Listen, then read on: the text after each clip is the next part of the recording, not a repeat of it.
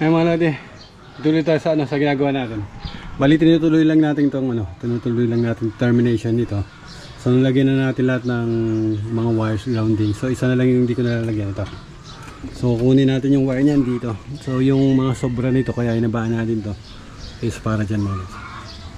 So yung sa incoming ng meter, naka-terminate na yan, isa na lang kulang dyan. Then ito na isusunod natin, yung load side ng meter base. So puputulin na natin yan. Then yung mapuputol natin dyan, yun ilalagay natin sa ibabaw ng breaker papunta dito sa may meter base muna. Katulad nito, ang taas ito is yung line side, ang ilalim load side. So ang load side is ito mga lodi, ito yung pinaka load side. So load side, may breaker kada unit. So mag-terminate tayo sa ano tayo mag-terminate sa incoming ng breaker, which is yung ang top ng breaker mga lods. So yun yung top ng breaker sa load side ng meter base. Then ang load side ng breaker is yun na yung pupunta ng kada unit mga lods. Yan, yung kada unit. So yun lalagay natin dyan sa, sa breaker, sa load side.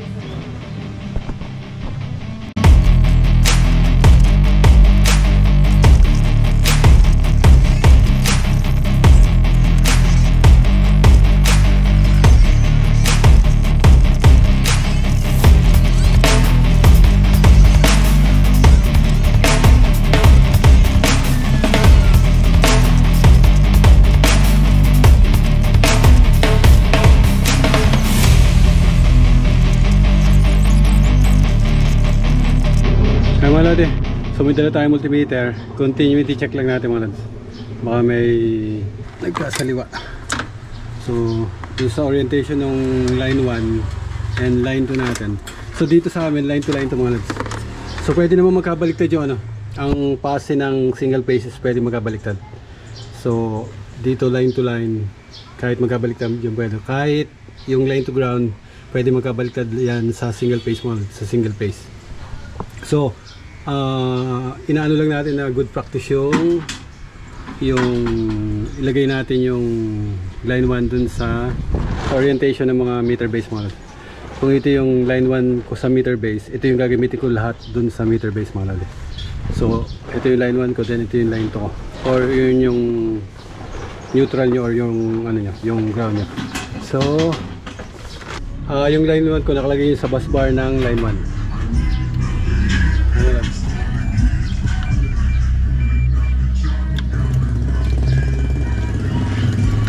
So ibig sabihin, ito puro line 1 na ano natin.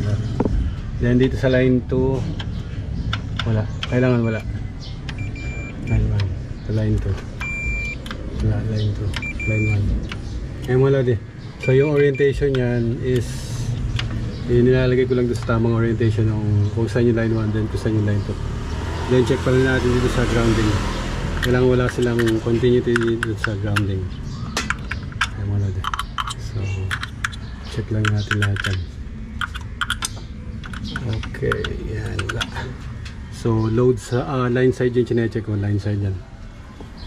So wala yung wala naman silang nagkapalit na line. Lahat ng orientation ko ng line 1 is narito sa left side nung middle base.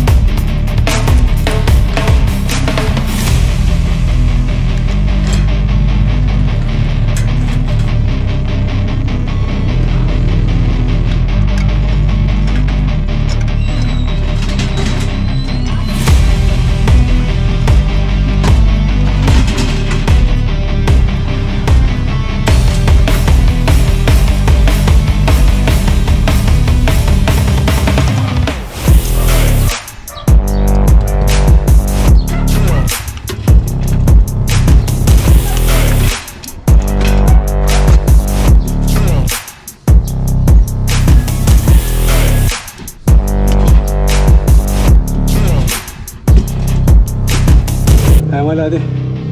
So i-final check natin yung ano, yung torque.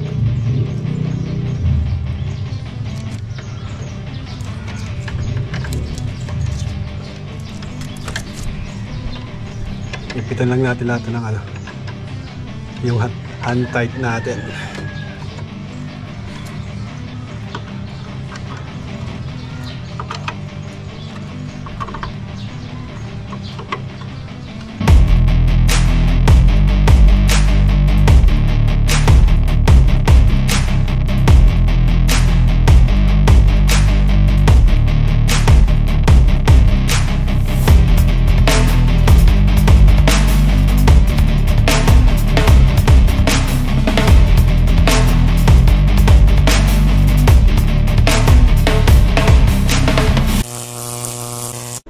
Ayan mga lodi.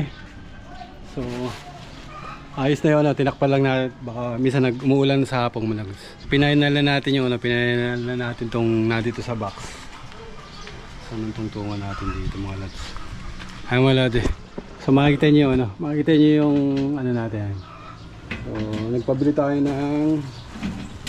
tayo ng cable tie para ma-cable tie natin yung mga wires na yan mga lods.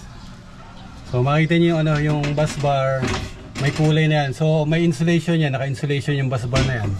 Nilagyan natin ng shrinkable tube. Then ito yung sa grounding, makikita nyo yun sa box. Merong naka-ground dito sa bus bar mga lads. So lahat nung box natin is naka-ground yan dito sa main bus bar, main ground bus bar. Pati yung dito sa baba. Ito mga lads, ito. Ayan, makita nyo yun. Ayan. Ayan mga lads. Ayan. So naka-ground din yan. Then yung box na to, yung box sa main cutout, ayun, meron din yan. Ito. Yun. Ayan mga lads. Sa gilid. So ginaground natin yung mga box. Ano yan, EGC mga lads. Equipment grounding conductor ang tawag dito sa ground na ito mga lods. Itong wire na to mga lods, EGC equipment grounding conductor. So yan yung mga wires na nagko-connect nung equipment natin, itong box na to dun sa ground. Kaya equipment grounding conductor ang tawag dito mga lods, dito sa wire na to.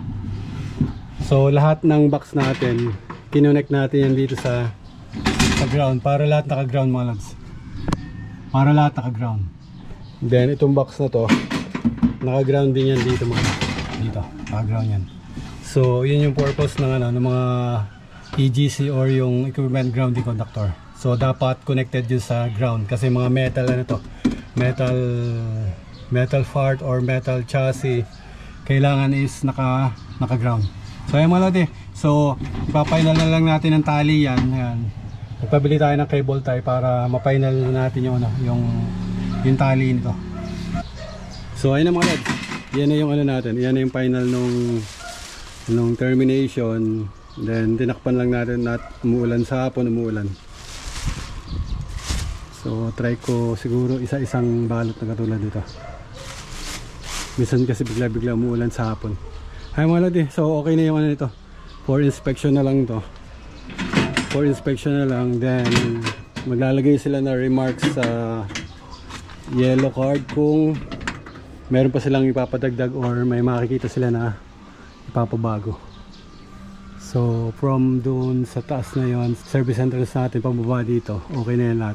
So yun naman yung takbuhan ng mga wires natin para doon sa cable entrance, sa service entrance mga lads. So ayan, okay yan. Grounding rod natin nadyan na. So wala na tayo nakalimutan dito. Ito dadagdag natin to. Lalagay natin yung, kasi may dalawang dyan, bali apat na hub. Ilalagay natin yung hub. Then yung pipe niyan ilalagay natin. Iabang na rin natin. Then naubos na kasi yung wire na 8mm. Try ko maglagay ng dalawang set para dito sa dalawang for future meter base dito mga lods. So try ko maglagay ng dalawang 8 wires na naka-tape yung dulo mga lods, para kung sakali is shoot na lang yung ano dyan, shoot na lang yung wire para dun sa meter base. Then bubutasan na rin natin, katulad to wala pang butas yung meter base, so bubutasan na natin yan. Basta iabang na natin lahat yung dapat iabang para pag dumating yung time na ilalagay na or mag-apply sila for panibagong meter base is ikakasa na lang. Ayun wala de, so okay na yan.